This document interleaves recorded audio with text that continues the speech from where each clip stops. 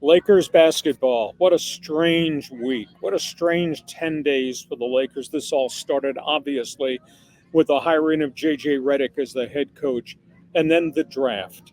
And not so much what they took with the first round pick, Dalton Knecht, the 3-point shooter from Tennessee, but what they did at pick 55, the selection of USC part time guard and LeBron James' son, Bronny.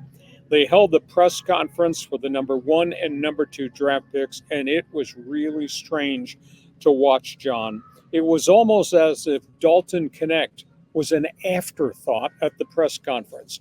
Nobody wanted to ask him questions. They wanted to talk to Bronny. They wanted to talk to Bronny about his dad, LeBron. To me, it was a really strange first time meeting these guys press conference. Bronny tried to handle it correctly. He said, I give thanks for being given this chance. He was then interrupted by the general manager, Rob Pelinka, who then chimed in, we're not giving you anything, you've earned this. To which my response watching it was, what did he earn?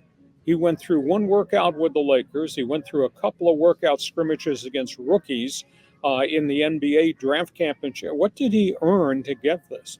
And then the complicated, John, and this kind of really stunned me, because you and I have joked and used the word about, oh, that's a legacy draft pick. Dad plays for the Lakers, so we'll take the kid. So they took him at 55 when nobody else was going to draft him. So they took him, and they just gave him a 4-year guaranteed contract as the 15th guy on the roster, the last guy on the roster. And there's no two-way clause. It's not that he's going to go to the G League unless he approves it. He wound up getting a 4-year, $8 million guaranteed contract. Nobody gives guaranteed contracts except to the legacy son of LeBron James. So that to me was really strange. And of course, then that was followed by LeBron signing his 2-year contract extension with an option for a third, 2 years, $102 million. He gave the Lakers a little bit of a discount, so maybe if they could go get another veteran player, but they've absolutely failed at that. It also includes a no-trade clause. Bronny didn't want to talk about the word nepotism, which I think is kind of an unfair thing. The kids got an opportunity. Give the kids some breathing room and space, and let's just see what kind of player he is. However, I'm going to throw this out to you. You and I have critiqued and analyzed Rob Pelinka's job as general manager. And obviously, he's tried really hard to find the right fit of veteran players around LeBron James, and it hasn't really happened. And here we are. I thought this week, this drives home the point. Does he really know what he's doing? Rob Pelinka, John, gave opt-in clauses to virtually all the free agents he signed the last year and a half.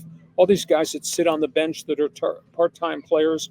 Why would you give opt-in clauses to D'Angelo Russell, who was sitting there on the street a year ago unemployed? Why would you do it to Cam Reddish, to Jackson Hickson, to Jared Vanderbilt? What's happened is all four of those guys opted in to continue to get paid rather than go out on the open market. And by opting in, they grabbed what was left in the Lakers' salary cap by the throat, and the Lakers have no money. I mean, it's absolutely stunning. Why would you give journeyman on the street guys, not stars, why would you give journeyman on the street guys opt-in clauses that could paralyze your salary cap? And all 15 of their roster spots are now slotted. If they try to get anybody else in here, they're going to be over the luxury tax. And they're right now at $188 million, which is a stunning statistic for a team that annually now has become a play-in team in the NBA playoffs. Now, where do they go? The last name out there that they're trying to get access to is DeMar DeRozan. Tremendous veteran guard, but he's age 34. He's with the Chicago Bulls. But Chicago wants to do a sign and trade. Chicago wants one of the Lakers' number one picks. Chicago doesn't want any of the riffraff at the back end of the roster. All those guys that opted in, the Bulls don't want any of that. DeMar DeRozan would like to come, but the only way the Lakers can add him is they got to subtract salary, and they got to find a third team that's willing to take some of this riffraff off the Lakers roster. And the depth of the story involving the failure to get Klay Thompson. They met with Klay Thompson last Saturday night. They thought they had a gentleman's agreement. that they would work a sign and trade with Golden State to get him. Went back to the Warriors on the weekend, and the Warriors said, "We want your number one, and we want something else." Well, the Lakers are not trading Austin Reeves, and the Lakers are not trading Rui Hachimura.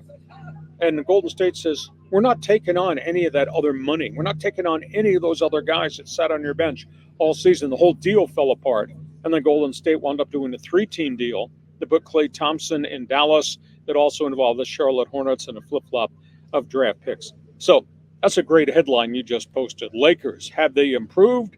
As I'm sitting here during my holiday cookout and you're sitting back there getting ready to have hamburgers and hot dogs, I don't think the Lakers have improved at all. And now they're paralyzed because of the salary cap. So, John, that's a summary of where the Lakers are. You tell me your reaction to all those different topics on the table.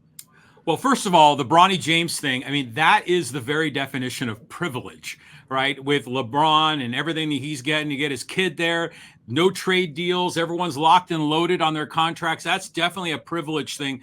Pelinka going all in on LBJ and the family. I like the way the Warriors kind of stuck it to the Lakers there. I mean, this is their rival, their inter-division rival. And yeah, they want to get a lot for Klay. They're not going to give Klay away, especially to the Lakers. So the fact that he ended up going to Dallas is probably just as good. But I kind of thought Klay was destined to be a Laker. And, you know, you've got the situation where, yeah, they could make a run at DeMar DeRozan. And there's also potential, although a lot of other teams are in on Utah Jazz, big 7-foot shooting forward, Lauri Markkanen. But the problem is you've got to give up a number one. And the other thing is, does the other guy want to take any of your other players because they've got to shed payroll? So I think they're paralyzed, to me, is the right word. Okay, we go from the Lakers